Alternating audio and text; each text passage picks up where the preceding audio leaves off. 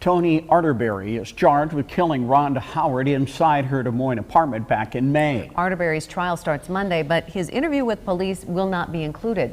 New at 5, KCCI Scott Carpenter is live in Des Moines to tell us why a judge tossed out that piece of evidence. Scott? Well, Stacy and Steve, a judge ruled that Arterberry was not read his Miranda rights when police questioned him about Howard's death. Now, Howard was found in this University Avenue apartment in the basement, and now a memorial sits in front to keep her memory alive. I just walk by all the time and notice that somebody made a memorial.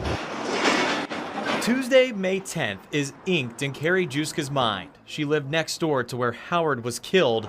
Months later, she and this whole neighborhood wants justice. I mostly want it for her and her family, you know. The same day Howard's body was discovered, Des Moines police found and questioned Tony Arterberry. Detective Youngblood started asking Arterberry questions about Howard's death in a police car and continued to question him at the police station, asking about his whereabouts when the murder occurred. But Arterberry wasn't read his Miranda rights at this time.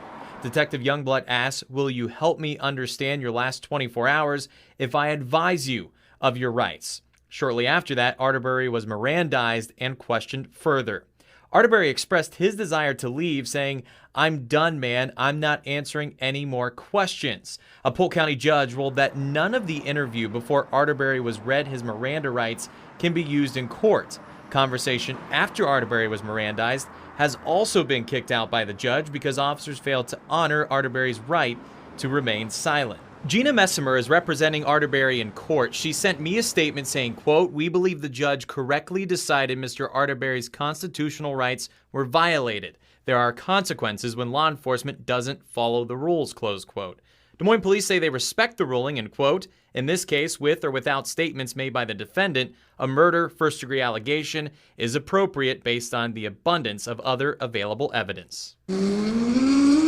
Well, I also asked Polk County Attorney John Sarcone what he thinks of this ruling. He says they can't comment on pending cases and they're going to be moving forward with this case. Now, another motion by the defense was to suppress the autopsy results, to have those kicked out of court. That motion was denied, so autopsy results will be part of evidence laid out in court. We're live in Des Moines tonight. Scott Carpenter, KCCI 8 News, Iowa's news leader.